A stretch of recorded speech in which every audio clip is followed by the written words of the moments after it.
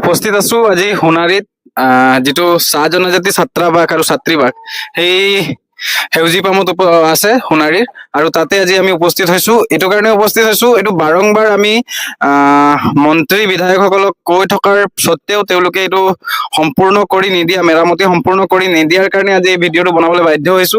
ইয়াৰ আগতো কেইবালানিও আমি তেওঁলোকৰ লগত বৈঠকত বহিছো, স্মাৰক পত্ৰ দিছো।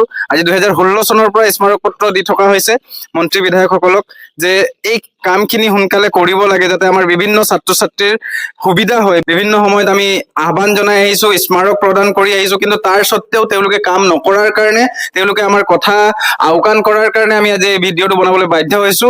আমাৰ লগত আটছাৰ বহু কেইজন বিষয়ববীয়া আছে। আমি পোনে পোনে প্ৰথমে আমাৰ অসম ৰাজনীতি ছাত্ৰ সন্থা চৰাইদেউ জিলা সমিতিৰ সম্পাদক আমাৰ লগত আছে।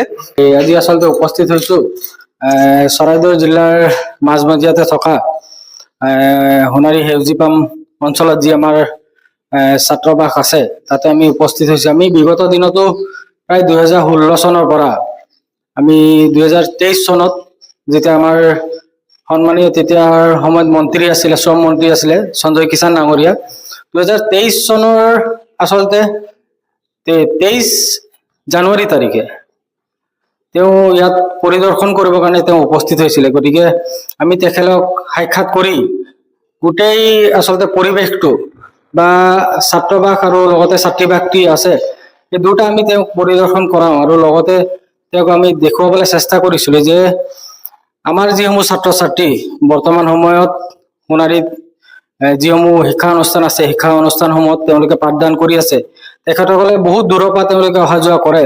আপুনি মন কৰিব চৰাইদেউ জিলাৰে একেবাৰে সীমামূৰীয়া অঞ্চল তিতলাগড়ৰ পৰা আদি কৰি এইফালে বৰহাট চৰহাট অঞ্চলৰ পৰা আমাৰ বহুখিনি ছাত্ৰ ছাত্ৰী আহে।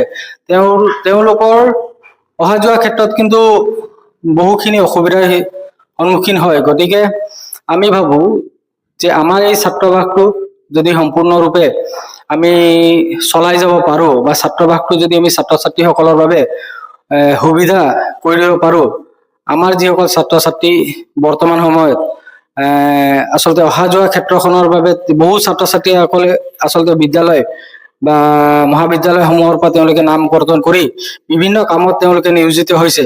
গতিকে আমি ভাবো আমি বাৰম্বাৰ দাবী জনোৱাৰ স্বত্বতো এতিয়ালৈকে কিন্তু বৰ্তমানৰ চৰকাৰখনে আচলতে কোনো ধৰণৰ সহায় সহযোগিতা কৰা নাই। গতিকে আমি 2026 চনৰ নিৰ্বাচনৰ প্ৰাক মুহূৰ্তত আমি অসম চৰকাৰ তথা আমাৰে নেতা ক'ব লাগিব, শ্ৰমিক নেতা বৰ্তমান সময়ত তেওঁ শ্ৰম মন্ত্ৰী হৈ আছে, আমি তেখেতক আচলতে চাহ জনজাতি ছাত্ৰ সন্থা চৰাইদেউ জিলা সমিতি সোণাৰী শাখা সমিতি আৰু লগতে চৰাইদেউ জিলাৰ বসবাস কৰা চাহ জনগোষ্ঠী আদিবাসী সমাজৰ বুদ্ধিজীৱীসকলৰ ফালৰ পৰা আমি তেখেতসকলক পুনৰবাৰ আমি অনুৰোধ কৰিব বিচাৰিছো যে অনাগত দিনত আচলতে বিধানসভাৰ প্ৰাক মুহূৰ্তত তেওঁ যদি আমাক এই ব্যৱস্থা কৰি নিদিয়ে, আমি কিন্তু অনাগত দিনত ছাত্ৰ ছাত্ৰীসকলৰ শৈক্ষিক ভৱিষ্যতৰ কাৰণে আমি কিন্তু বেলেগ বিকল্প আমি চিন্তা কৰিবৰ কাৰণে কিন্তু বাধ্য হ'ম। আচলতে আমি আচলতে এই ছাত্ৰবাসটো প্ৰথম অৱস্থাত আমি দেখিব পাইছো যে যেতিয়া সোণাৰী সমষ্টিৰ সন্মানীয় বিধায়ক আমাৰ তেওঁ যিহেতু বৰ্তমান এতিয়া নাই, শৰৎ বৰকটকী ডাঙৰীয়াই তেখেতে পুঁজি নিৰ্ধাৰণ কৰি আচলতে এই ছাত্ৰবাস লগতে ছাত্ৰীবাসটো তেওঁ সাজিবৰ কাৰণে সক্ষম হৈছিলে। আৰু বহু বছৰ পাছত আজি তাৰ পাছত আচলতে চৰকাৰো সলনি হ'ল। চৰকাৰ সলনি হোৱাৰ পাছত আমাৰ যিহেতু বিশেষ অসুবিধা হোৱাৰ ফলত আচলতে বহু বছৰ ধৰি আচলতে ছাত্ৰ ছাত্ৰী ইয়াত থকা মেলাৰ ব্যৱস্থা হোৱা নাই। কাৰণ আপোনালোকে দেখিব পাইছে, আপোনালোকে সম্পূৰ্ণৰূপে আচলতে জৰাজীৰ্ণ অৱস্থাত আছে হোষ্টেলটো। তো কথা হ'ল কি, আমি চৰকাৰখনে আচলতে বিভিন্ন সময়ত কৈ আহিছে যে আমি চাহ জনগোষ্ঠী সমাজখনক বিভিন্ন সময়ত বিভিন্ন ধৰণৰ সহায় সহযোগিতা কৰি আহিছো আৰু শৈক্ষিক দিশত আচলতে তেওঁলোকক আমি আগবঢ়াই নিবৰ কাৰণে আমি চেষ্টা কৰিছো। তেওঁলোকে কৈছে যে আমি প্ৰায় 108টা বাগিচাত আমি আদৰ্শ বিদ্যালয় স্থাপন কৰিছো। আমি চৰকাৰখনক আমি ধন্যবাদো দিছো, সময়ত প্ৰয়োজন সাপেক্ষে আমি তেওঁলোকক আমি ধন্যবাদ দিছো। কিন্তু কথা হ'ল যেতিয়া তেওঁলোকে বেয়া কাম কৰিব আমি তেওঁলোকক সমালোচনা কৰিব আমি অকণমানো আচলতে কুণ্ঠাবোধ নকৰো। কথাটো হৈছে আদৰ্শ বিদ্যালয় স্থাপন কৰিছে ভাল কথা, আমি আদৰণি জনাইছো। কিন্তু কথাটো হ'ল আদৰ্শ বিদ্যালয় স্থাপন কৰিলে নহব, আদৰ্শ বিদ্যালয়ৰ আন্তঃগাঁথনি উন্নত হ'ব লাগিব, আদৰ্শ বিদ্যালয়ত শিক্ষক নিযুক্তি হ'ব লাগিব। তো আজি পৰ্যন্ত যিমান সংখ্যক শিক্ষক নিযুক্তি হ'ব লাগিছিলে শিক্ষক নিযুক্তি হোৱা নাই। তো যদি শিক্ষকে নিযুক্তি নহয়, ছাত্ৰ ছাত্ৰীসকলে সেই আদৰ্শ বিদ্যালয়ত পঢ়ি তেওঁলোকে কেনেধৰণৰ উন্নত হ'ব?